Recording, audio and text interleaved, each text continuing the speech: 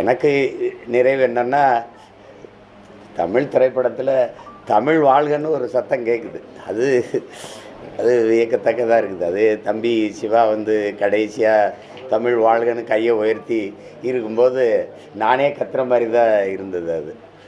அப்புறம் எங்களுடைய மொழிப்பொறியியலுடைய படத்தை இறுதியாக போட்டது பார்க்கும்போது, சரி அதெல்லாம் காட்டுறதுக்கு இன்றைக்கி ஒரு படம் திரையில் வருது அப்படின்னு. மொத்தமாக நம்ம என்ன புரிஞ்சுக்கிறோன்னா, ஒவ்வொரு மொழிவழி தேசிய இனங்களுக்கும் அவரவர் மொழி முக்கியம். விரும்பினால் எம்மொழியும் கற்போம், அதுதான் அது சொல்லுது. தேவைப்பட்டால் இப்போ நானே பல தடவை எடுத்து சொல்லியிருக்கேன்.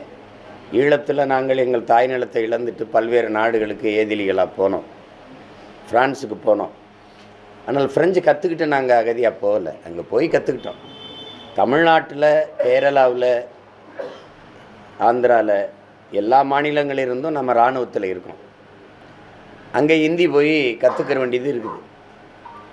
இப்போ குறிப்பாக எங்கள் ஊரில், எங்கள் சிவகங்கை, ராமநாதபுரம் மாவட்டங்கள் இருந்து நாங்கள் இராணுவத்துக்கு போகிறோன்னா அங்கே போய் கற்றுக்குறோம். அப்போ மொழி தேவைப்படுது, கற்றுக்குறோம். ஒரு மொழியை அதிகபட்சமாக 6 மாதம் 7 மாதம் செலவழித்தா கற்றுக்கலாம். இங்கேயே தெருக்களில் 6 மாதத்தில் அழகாக ஆங்கிலம் பேச கற்றுக் கொடுக்கப்படும் போடுது. பலகை இருக்குது, விளம்பர பலகையில் இருக்குது, நம்ம பார்க்குறோம். அப்போ எம்மொழியும் நம்ம கற்றுக்கொள்ளலாம், தேவைப்படும் போது கற்றுக்கிறோம். உணவு, உடை, மொழி, வழிபாடு, சமயங்களை ஏற்பதெல்லாம் அவரவர் உரிமை. அதை விட்டுட்டு நீ கட்டாயம் இதை படித்து தான் தீரணுங்கிறத ஏற்க முடியாது. அது சரியாக இருக்காது. அதனால தான் அதை தான் இந்த படம் வலியுறுத்துது. அதில் என்ன, எல்லா மொழி வழி தேசிய இனங்களினுடைய மொழியும் மதிக்கணும், அவங்க உணர்வையும் மதிக்கணும். வலுக்கட்டாயமாக ஒரு இந்தி திணிப்பை செய்யக்கூடாதுங்கிறத தான் கேரளாவிலேருந்து எதிர்ப்பு இருந்துச்சு, ஆந்திராவிலேருந்து இருந்துச்சு, வங்காளிலேருந்து எதிர்ப்பு இருந்துச்சுங்கிறத இந்த படம் சொல்லுது. அதை மேலோங்கி இருக்கிறது அவரவருக்கு அவரவர் மொழி முதன்மையானது, அது உயிர் போல் போற்றப்பட வேண்டியது, அதை நாங்கள் விட்டு கொடுக்க முடியாதுன்னு சொல்கிறோம். அதை தான் நம்ம எடுத்துக்கணும்.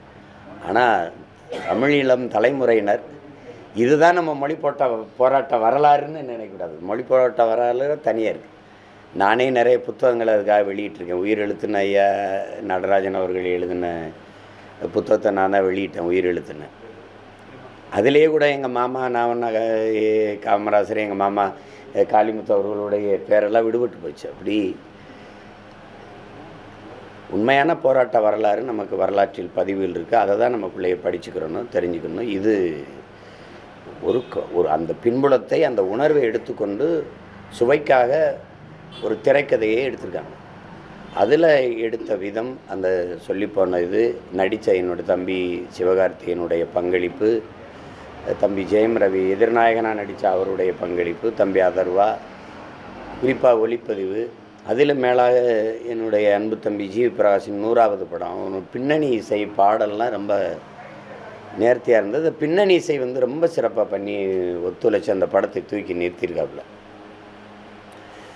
அது வேகமாக நகர்த்தி போன படத்தொகுப்பு, அதுக்கு ஒத்துழைச்ச அந்த ஒளிப்பதிவு எல்லாமே சிறப்பாக இருந்தது. இயக்குனர் இந்த 3 நடிகர்களை வச்சு இப்படி ஒரு பின்புலத்தில் ஒரு படத்தை எடுத்துடணுன்னு ஒரு பெண் இயக்குறன்னு நினைக்கிறதே பெருசு. அதுக்கு அவங்களுடைய இறுதிச்சுற்று பார்த்தேன். அது ரொம்ப முழுமையான படைப்பாக இருந்தது. அதுக்கப்புறம் சூரரை போற்று, அப்புறம் இந்த படம். இது ஒரு பெரிய முயற்சி. எளிதாக யாரும் இந்த இதை தொற்ற முடியாது. இது பிரச்சனைக்கு வரும். ஏன்னா உண்மையான மொழி போராட்டத்தை எடுத்தால் திரைக்கு வராது. அதனால் அதில் சில இதுகளை அவங்க கடந்து அது சொல்லியிருக்காங்க. ஒரு படமாக எடுத்திருக்காங்க. ஒரு படமாக பார்த்தா நல்ல படம். அதில் எல்லா பங்களிப்பும் இருக்குது. சிறந்த ஒளிப்பதிவு இருக்குது, இசை இருக்குது, நடிப்பு இருக்குது. அதெல்லாம் பார்க்கும்போது அது சிறந்த படம். ஆனால் இதுதான் நம்ம மொழி போராட்ட வரலாறு என்று நினச்சிக்கிட்டு அதை போட்டு நம்ம பேசிக்கிட்டு இருக்க வேண்டியது இல்லை. அதுதான் என்னுடைய கருத்து. அதில் மிகச்சிறப்பாக நடிச்சிருக்க என்னுடைய தம்பி சிவகார்த்திகேயன், தம்பி ரவி, அதர்வா எல்லாருக்கும் என்னுடைய பாராட்டுக்கள்.